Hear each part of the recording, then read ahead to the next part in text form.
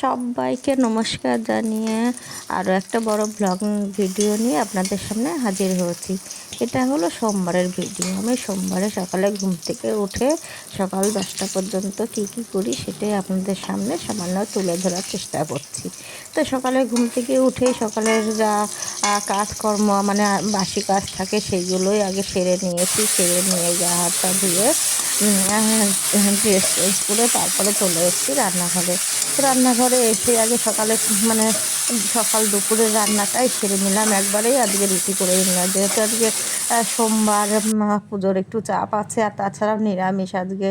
এই জন্য সকালে আগে বেগুন ভাজা করে নিয়েছি আর কুমড়োর ছক্কা আর কি কুমড়োর তরকারি করে নিয়েছি। তারপরে এদিকে সবার জন্য রুটি বানিয়ে নিয়েছি। নিয়ে তারপরে আমি চলে এসেছি হলো স্নান সেরে ঠাকুর ঘরে। তা ঠাকুর ঘরে এসে স্নান করে ঠাকুরের ঘরটা আগে মুছে নিলাম। মুছে নিয়ে তারপরে আমি ঠাকুরের বাসন নিয়ে বেরিয়ে পড়েছি ঠাকুরের বাসন মাজার জন্য। আগেও দেখিয়েছি আমাদের প্রচুর বাসন হয়, মানে কাঁসার বাসন, পেতলের বাসন, তারপরে স্টিলের বাসন, সব মেলিয়ে ঝুড়ি যা যা থাকে সবই মেজে ধুয়ে তুলেছি। আর এত ভিডিও এক হাতে আমি করতে পারি না যেহেতু জলের জায়গা। তারপরে এসছি হলো তুলসী মঞ্চটা ধোয়াতে। প্রথমে আগে তুলসী মঞ্চটাকে ভালো করে জল দিয়ে বালতিতে করে ধুয়ে নিয়ে তারপরে ফ্রেশ জল দিয়ে ঠাকুরের আর কি তুলসী মঞ্চটায় জল দিয়ে তারপরে যে আমাদের গাছে এই যে দেখুন জবা ফুল ফুটেছিল মায়ের চরণে দেওয়ার জন্য, দিয়ে এই যে জবা ফুলটা তুলে নিয়ে এই যে চলে এসেছি ঠাকুর ঘরে। তো ঠাকুর ঘরে এসে আগে ঠাকুরের সকালে ঘুম থেকে উঠেই শয়ন খুলে দিয়েছি, কিন্তু ঠাকুরের যে শীতের পোশাকগুলো পরানো আছে সেইগুলো তো আর সকালে ঠাকুরকে ধরি না স্নান না করে, তাই স্নান করে এসেই একবারে ঠাকুরের শীতের পোশাক আর কি বসনগুলো সব সরিয়ে নিচ্ছি। সরিয়ে নিয়ে একে একে মানে শয়নের মতো আর কি সবাইকে ডেকে তোলা হচ্ছে আর কি। সোয়েটারগুলো খোলানো হচ্ছে, কাপড়গুলো সরিয়ে নিয়ে তারপরে আমি ঠাকুরের পুজোয় বসে গেছি। কারণ সোমবার একটু মানে সব দিনই আমাদের সেইভাবেই পুজো দেওয়া হয়। তো গত 1 মাস ধরে আমার স্বামীজি পুজো দিতে পারছেন না, কারণ তার শরীরটা একটু মাঝে খারাপ হয়েছিল এবং সময়ও পেরে ওঠে না। তাই আমার খুবই মনটা খারাপ লাগছে যে আমার স্বামীজি হঠাৎ সোমবার দিন সকালবেলা বলে উঠলো আমাকে যে আমি নাকি তার থেকে ঠাকুরের কেড়ে নিয়েছি। এটা কি কখনো হয়? আপনারাই বলুন তো। আমাকে দুঃখ করে সে আমায় বলছে যে আমাকে ঠাকুরকে আমার কাছ থেকে তুমি সরিয়ে নিচ্ছ।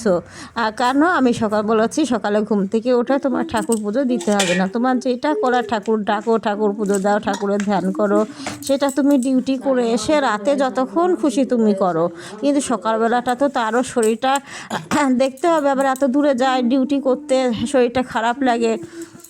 সেই জন্যই আমাকে এই কথা তাকে বলেছি আমি যে তুমি এখন যতদিন ঠান্ডা থাকে বা যতদিন তোমার যেদিন ছুটি থাকে তুমি সেই দিন যতক্ষণ খুশি ঠাকুর পুজো দাও, ঠাকুরকে যত খুশি করো, ঠাকুরের ঘর মোছো, বাসন মাজো, ঠাকুরের মন ভরে ঠাকুরকে ডেকে পুজো দাও।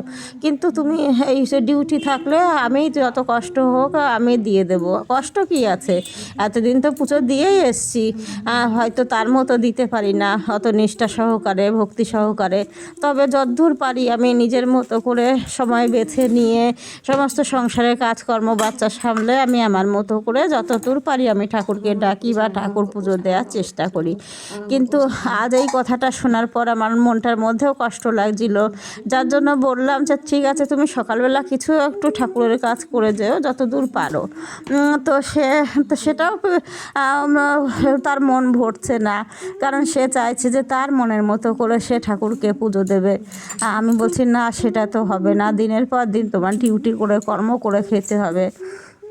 এই জন্যই আমি সকালবেলা ঘুম থেকে উঠে আমার সমস্ত কাজকর্ম সেরে স্নান করে আমি বলেছি যে আমি না খেয়ে থাকবো। আমার স্বামীজি যখন পুজো দেন, আমি মানে গোপাল আছে তো ছোট্ট শিশুর মতো, সন্তানের মতো, সেই জন্যই আমি ঠাকুর পুজো না দেওয়া হওয়া পর্যন্ত কিন্তু আমি কখনো খাই না। এমনি হয়তো সামান্য চা বিস্কুট খাই, কিন্তু দানা জাতীয় জিনিস আমি মানে ওই খাই না, ভাত রুটি এই জাতীয় জিনিস। সেই জন্য স্বামীজি যখন পুজো পুজো দিতেন তখনও আমি ততক্ষণ না খেয়ে থাকতাম। এখনও তো আর আমি ঠাকুর পুজো না দিয়ে নিজেও খাই না, যার জন্য তো আরও তো খারাপ লাগছে যে না আমি যে করছি ঠাকুরের জন্য না খেয়ে থেকে, তবুও সে খেয়ে কী করে বেরিয়ে যায়। আমি বলছি না, তোমাকে করতেই হবে। তাই এবার মাসখানেক হলো আমি ঠাকুরের কাজে যুক্ত হয়েছি। এখন দেখছি যে তাই তো ঠাকুরকে ঠিকভাবে পরিপাটি করে না দিলে নিজের মনটাও ভালো লাগে না। সেই জন্য আমি যতদূর পারি পরিষ্কার পরিচ্ছন্ন করে বা ভক্তি করে ডাকার চেষ্টা করি, কিন্তু আমি তার মতো পেরে উঠছি না, আমি নিজেই বুঝতে পারছি। আর যতদূর পারি এই যে করছি, দেখুন ঠাকুরের কাজ, ঠাকুরকে সমস্ত ঠাকুরকে স্নান করিয়ে ঠাকুরের ড্রেস চেঞ্জ করিয়ে তারপরে আসন পরিষ্কার করে নিয়ে ঠাকুরকে এবারে ফল আনা হয়েছে। ফল, মালা, মিষ্টি, ফুল যা যা থাকে, যখন যেমন থাকে আর কি, তখন তেমনই দেওয়া হয়। তো বেশিরভাগই সোমবার, বৃহস্পতিবার ঠাকুরকে একটু ফল মিষ্টি দিয়ে পুজো দেওয়ার চেষ্টা করি। তো আজকেও আমি ফল দিয়েই ঠাকুরকে পুজো দিয়েছি। আমার বাবা এনে দিয়েছিল সে বাজার থেকে, দিয়ে ঠাকুরের সমস্ত কাজে আমি এই যে ঠিকভাবে করলাম। দেখুন ঠাকুরকে মুছিয়ে চন্দন পরিয়ে সমস্ত যা করার করছি। আমি যতদূর পারি ঠাকুরের জন্য করার চেষ্টা করি, কিন্তু আমি নিজেও একটা সংসার সামলে, বাচ্চাকে সামলে দেখতে হবে যে ফল না হলে মনটা কেমন করতে থাকে। দেখুন অন্যান্য দিনগুলো তবু আমি ছেড়ে রাখি ফুল দিয়ে, কত ফুল আমার বাবা এনে দিয়েছে গাছের ফুল, আর বাজার থেকে কিনে এনেছে সেই ফুলগুলোকে পুরো আসনে সাজিয়ে সুন্দর করে ঠাকুরের কাজগুলো করলাম। তো দেখছি হ্যাঁ, আমার হাজব্যান্ড বা আমার স্বামীজি ঠিক টাইম মতো অফিসে পৌঁছাতে পারছে এবং শরীরটা ঠাকুরের কৃপায় এখন অনেকটাই ভালো আছে। তার মাঝে আমার বাবারও একটু শরীরটা খারাপ হয়েছিল, এ নিয়ে আমি ভারী দুশ্চিন্তায় ছিলাম। মানে একের পর এক শরীর খারাপ লেগেই ছিল, কারণ ওয়েদার চেঞ্জ হচ্ছে মনে হয়, যার দরুন এই ঠান্ডা কাশি জ্বরগুলো হয়তো হয়েছিল, কিন্তু এখন সব কিছুই স্বাভাবিক আছে। যার জন্য আমিও আমার মন ভরে ঠাকুরকে দিচ্ছি এবং ঠাকুরকে সবসময় ডাকি এবং ডাকছি যে ঠাকুর আর কিচ্ছু চাই না তোমার কাছে, ধন সম্পত্তি যা আছে স্বামী সন্তান নিয়ে যেন এইভাবেই সুস্থভাবে থাকতে পারি সবাইকে নিয়ে। তো যাই হোক, এই যে দেখুন ঠাকুরকে আমি মনের মতো করে ফুল দিয়ে সাজিয়ে, খুব তারা তবুও আমি ঠাকুরের কাজটা আগে ঠিকঠাকভাবে করে ফুল দিয়ে সাজিয়ে, তুলসী পাতা, তারপরে বেলপাতা সমস্ত কিছু দিয়ে ঠাকুরকে আসনে ভালোভাবে সাজিয়ে সুন্দরভাবে দেখুন ঠাকুর পুজো দিচ্ছি যতদূর পারছি। আমারও একটু ঠান্ডা লেগে গেছে, যার জন্য ভয়েস ওভার দিতে কষ্ট হচ্ছে, তবুও কী করবো, একটু ভয়েস ওভার না দিলে তো আর নিজেরও ভালো লাগে না।